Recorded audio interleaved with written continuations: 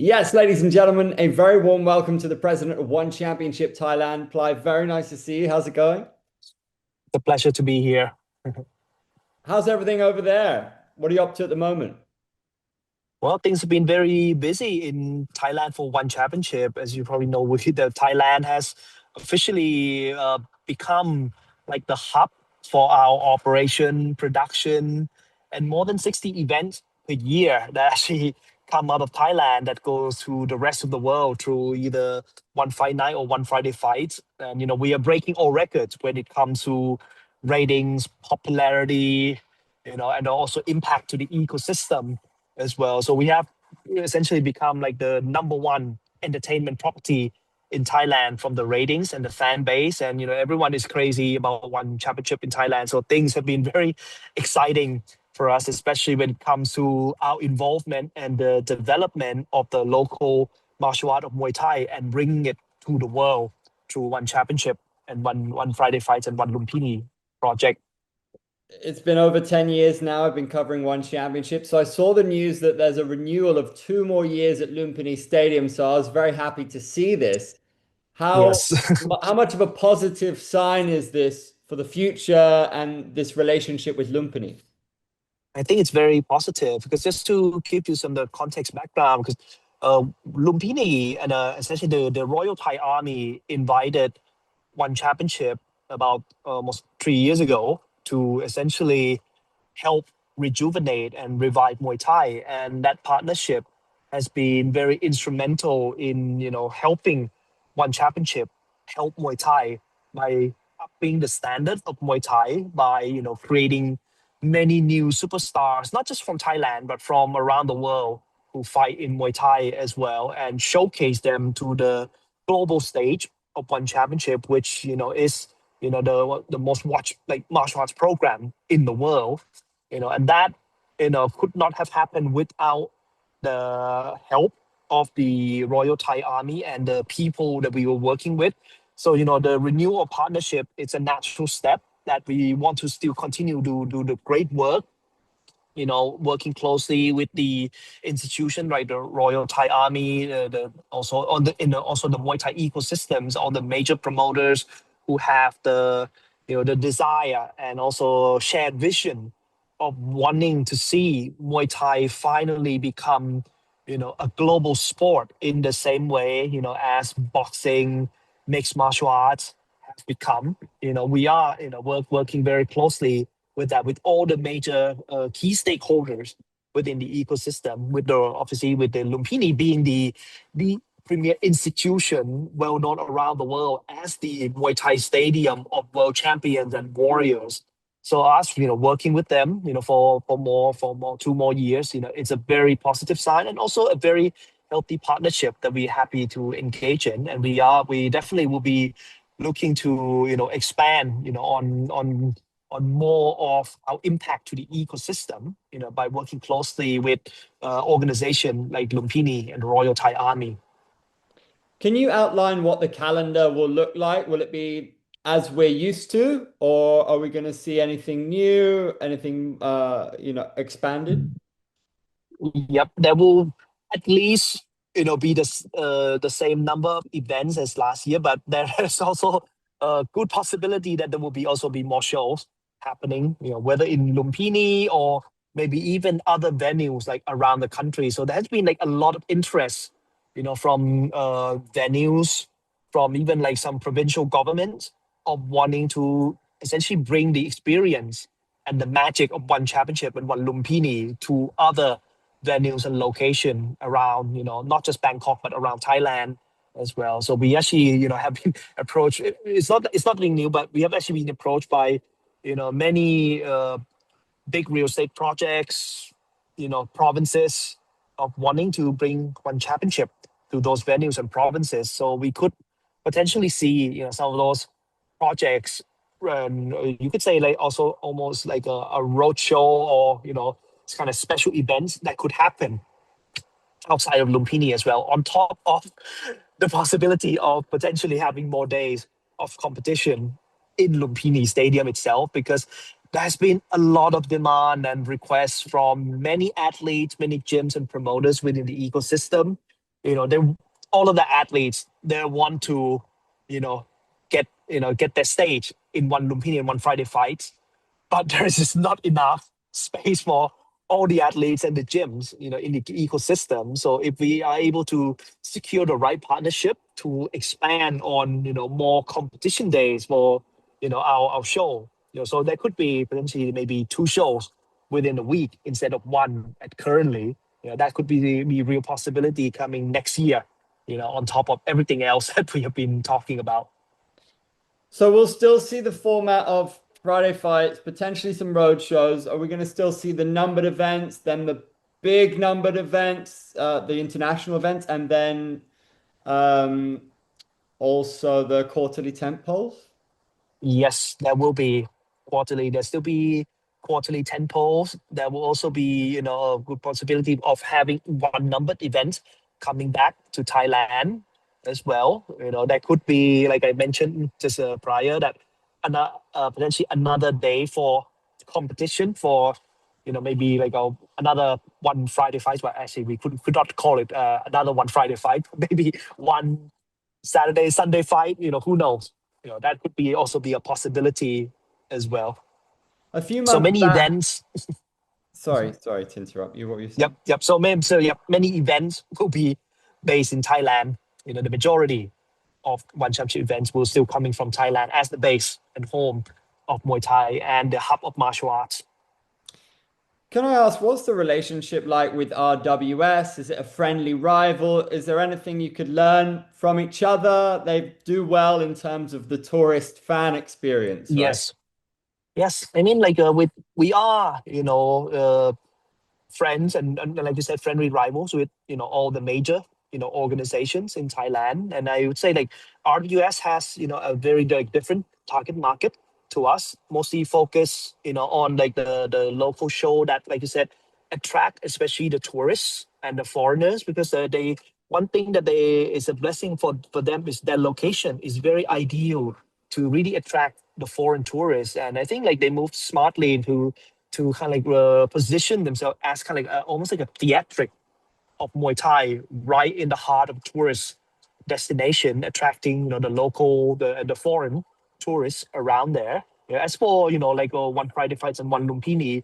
we are much more focused on making Muay Thai into a global sport with the highest level of professional fighting, biggest stars in the world, and also as the proving ground of the future superstars and world champions that can make their mark here and be known to around the world. So I think like both shows, we have a very different approach and also different strengths and target market that we aim to. But we we don't just look for the local tourists and also just local Thai because we know Muay Thai has a potential stage to go around the world, and that's why our show has been very hybridized, and also with our production style, we make it to ensure that our show can be viewed around the world. Like now we are viewed by more than 190 countries around the world, making us a truly one and only global Muay Thai show on the world stage. There was some talk several months ago of traditional Muay Thai being introduced to One Championship. What's the latest news with that? Yes, we're still working closely with the local promoters and gyms. So we are definitely potentially expanding on some of these like initiatives where we may partner with strong and local promoters at gyms in bringing things in like like the Road to One that we do with Fairtex. There have been talks and interest about the concept of a Road to One Lumpini as well. So these kind of projects and activation would also allow us, to be able to, explore, the format where it can bridge between the traditional Muay Thai style and, the kind of like the more global style of Muay Thai that we do in one Friday fights and one championship. Because there have been a lot of interest actually from many of the traditional Muay Thai fighters, gyms, and promoters of wanting to know how they can transition into a style like one championship. And with the situation in the Muay Thai industry, especially for the past few decades, the style of training Muay Thai and developing fighters have been very focused on transitioning them into that kind of like traditional 5 round style Muay Thai, which also tend to cater to the gambling style of judging as well, which it makes for a very poor transition to a style, a competitive style that can be popular worldwide. So we saw that gap, that there are more and more foreign fighters actually doing a lot better than Thai fighters, even though they have less experience. But it's because of the ecosystem of the foreign fighters in some other countries have been, developed and groomed to be able to transition to a style of, global Muay Thai, competitive Muay Thai a lot more easily. Whereas in Thailand, things have been quite stagnant. So that's why, we want to work closely with some of our trusted network and ecosystem partner to bridge that between the traditional Muay Thai, 5 round Muay Thai style towards the one championship stage. Sometimes when you listen to combat sports fans in the West, particularly UFC fans, they complain about a fight because it's very wrestling heavy and it's lay and pray Yes. style, and they don't see enough action. And I wonder why. I'm like, guys, you should watch Jonathan Haggerty or Rod Tang or Tawan Chai. Yeah. So, how long before you think that 4 ounce Muay Thai, because it's so action packed, breaks through to become huge in the West? I think Joe Rogan's spoken about it many times. Yes, I think so. I think like it's one of probably the hidden gem of the combat sport industry right now that people are now beginning to discover that the 4 ounce gloves transition from to Muay Thai really well. Compared to the heavy gloves where it limits the clinching, and to an extent it also limits the elbow and other weapons, and also the punches as well. But when we introduce a 4 ounce gloves Muay Thai, you could see punches, kicks, elbows, clinch work become a lot more, refined and also impactful as well. You see more variety of weapons, and a lot of high level striking begin to emerge and be shown to the world. You could, because when you see like people in 4 ounce gloves fighting, especially for Westerners who might not be accustomed to Muay Thai, but may be accustomed to mixed martial arts, they see two people, fighting, whether in ring or in the circle with 4 ounce gloves, but striking very beautifully, very violently, impactfully, and with variety of weapons in ways that you would rarely be able to see in an MMA fight where striking takes place. So that, and I think like we are getting a lot more fans who are become more interested in this style of fighting with 4 ounce gloves Muay Thai that you can see in one championship. And I could see this particular format probably overtaking kickboxing and becoming a rival to MMA and boxing in the future, because you will see a lot more weapons, a lot more variety of techniques, but also a lot of finishes and knockouts happening as well. And even in high level kickboxing, it's quite rare to see like frequent knockouts because of the gloves, and also with the limitation of weapons that they fight. And I think that could be a great, I wouldn't say alternative, but addition for the fight fans to admire around the world, especially if you already like boxing, mixed martial art, and kickboxing. This style of Muay Thai can kind of appeal to all of these, fans. And I think that's where, why, this style of Muay Thai is a hidden gem that's going to become globally, popular. The only issue with the 4 ounce gloves is eye pokes. It's been an issue for ONE, Yes. it's been an issue for the UFC. What Yeah. could be done to negate this? Yes. I mean, we are in the process also of developing our gloves, to ensure, it saves the wrists and also the fingers from, the not only from breaking the hands, but also to make it, to force the curvature of the hand so it's more difficult for you to do, like you probably see like a lot of Muay Thai fighters like to do the long guard, where they stick their hands out, or when they're hand fighting or range fighting, even like in MMA as well. So this kind of, innovation will help, reduce the level I pull. But obviously, we will also, work closely with the athletes and their team to watch out for these things. So I mean, I don't think we could like 100% eliminate eye pokes, but we could put in things in to reduce, the chances of happening. And I think like, despite the headlines, everything, the statistics speaks otherwise. Actually, the rate of eye pokes is actually very little compared to the thousands of fights that we have had. There's been very few and no serious like like injury that would actually, yeah, that would, you know cripple them for life. There's Yeah. been none of that, so Is it far. also on the referees to be a bit more strict in terms of taking points? As well. Yes, yes. As referee will be strict, which will be more strict on that, and be keep more eyeful. They will keep constant. They will keep more constant warning. Fingers pointing out to watch out for the fingers.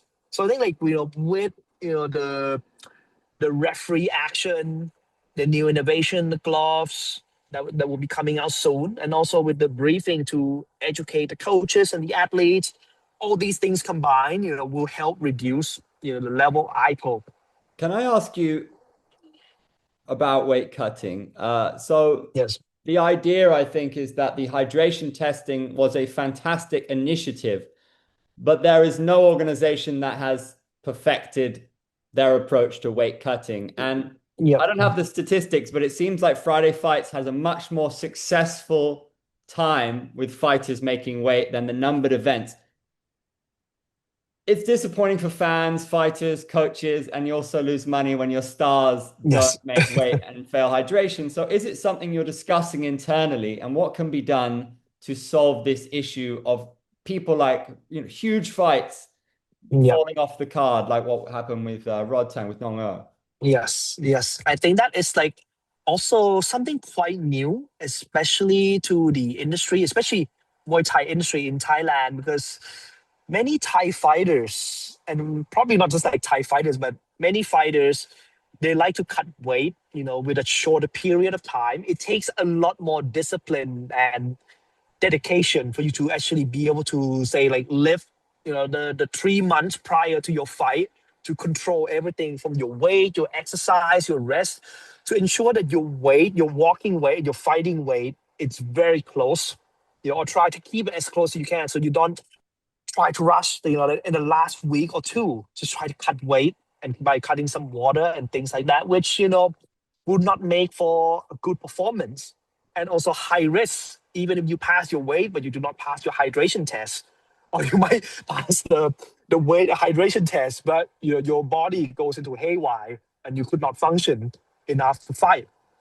So that is something we will be also working closely with the ecosystem to let them learn some of the best practices. We will connect them with some of the best coaches, nutritionists who can help out for them to be able to make weight. But obviously it's a two-way thing. People, the fighters and the cancer coaches, they also need to learn the new paradigm of weight cutting and hydration control. Whereas us, we will, work harder to educate these people so they can access the resources, the expertise to ensure that their fighters can be in the best shape, of their fight for their fight, and also make the weight. Don't disappoint the fans, and then obviously don't disappoint themselves by not being able to fight on the crucial day. The hydration test is here to stay, right? Yes, it is here to stay. We And will not take it away because yeah, it's for the best interest of the athletes, even if it will, sometimes compromise, our fight card. But, we value the fighters' safety and also fairness, above all else. So we do not like to have weight bullies, just cutting weight drastically and having IV hydration just to bulk up within like a day or after the weigh-in. I think that's not, doesn't make for a fair fight. You should fight in a different way if you have to do that. I know I'm a bit conscious of time, so we'll just ask a few Yep. quick ones to wrap up with. Yep. My dream signings for one would be Danny Rodriguez or Tenshin Nasukawa. Do you have a dream signing for one?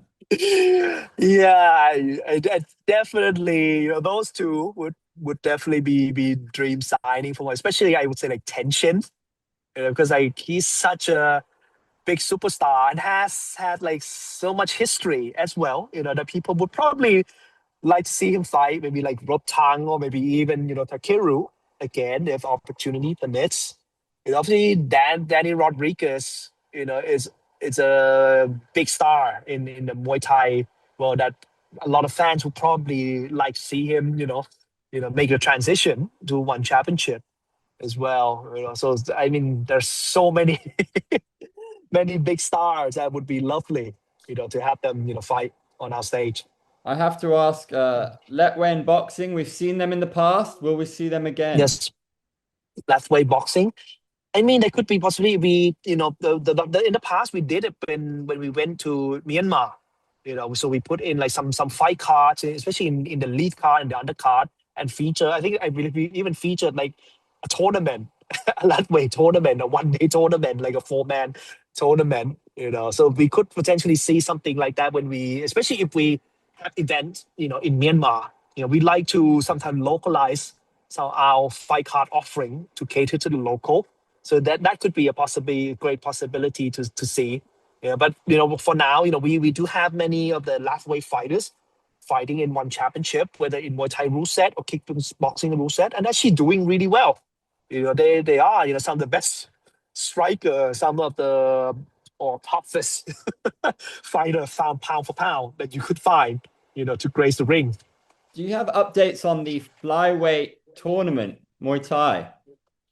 Lightweight tournament Muay Thai. Yep. I mean, there's been talking of that, and even in like a smaller weight division. So we are still working internally on seeing the opportunity to introduce a tournament again. That could be definitely be a possibility. But as now, it's a work in process discussion within our internal team. What's your favorite fight from this year in one? Wow, my favorite fight, I would say. Damn, it's so hard to pick. Mm,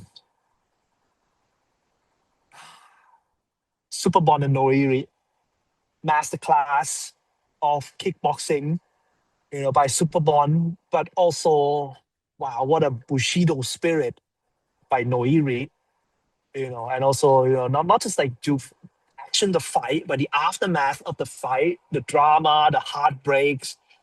It's such a wonderful fight with a wonderful story showcasing the highest level of fighting, of kickboxing and to extent Muay Thai skill by Superbon as well. That I don't think you can see anywhere else, but in one championship. So I would say that for this year is my favorite fight. Okay, last one. I'll tell you mine first. For 2026, one fight that you would truly love to see and you will do your best to make it happen. For me, Superlek Rod Tang 2. Yes, What would be yours? definitely. Oh, you took that away from me, though. I No, mean, I would. you can have that one. Yes, that one is definitely one that I want to see the rematch again. I mean, I would love to see One Chai Noiri again as well. I think like the first time, he did really well, but because of the Muay Thai style, had an opening that Noiri very cleverly exploited. I don't think that the next fight will be the same. The One Chai, it's from the look of it, he seems very motivated to prove himself in kickboxing and to have a rematch with Noiri. And I think that fight, we will see a very high level kickboxing and Muay Thai style. That is going to be very interesting matchup. You see probably a very violent action and power from Wan Chai and a very tough and gritty style by Noiri of weathering the storm. And it would be lovely to see that fight again. It would be That would be fantastic. another, Lots to yeah, look that would be forward a to match. next year. Yes, Finally, what's one yes. talent you would like to shine a light on that you think is going to blow up that the world should know? Okay, the talent that would like the blow up the world should know. I think Nabil Anan will surprise everyone. He is. It's almost like a Cinderella story, very short time period. I still remember the first time we signed him. we put him against Super Leg, and Super Leg, taught him Muay Thai and destroyed him like very quickly. But then you see him like turn around and technically like dominated Super Leg in such a short period of time. I think that the boy, you know, it's not just like his physique that is very difficult to fight, but his developing fight IQ, the star power, the personality, the charisma, the whole package. And he's also like Thai who can speak English very well, has a very international presence to him, large fan following, whether in Thailand or abroad. So I think he could potentially become like one of the greatest Muay Thai fighter the world will remember him. I You know, agree. I'm very excited to see how he will develop, especially if he not only just Muay Thai but probably kickboxing as well. He's going to need a very large trophy cabinet. Plai, it's been an absolute pleasure. I don't Yes, want to keep you any longer. Thank you so likewise. much for your time. I appreciate Thank it. you Good very man. much. Yes.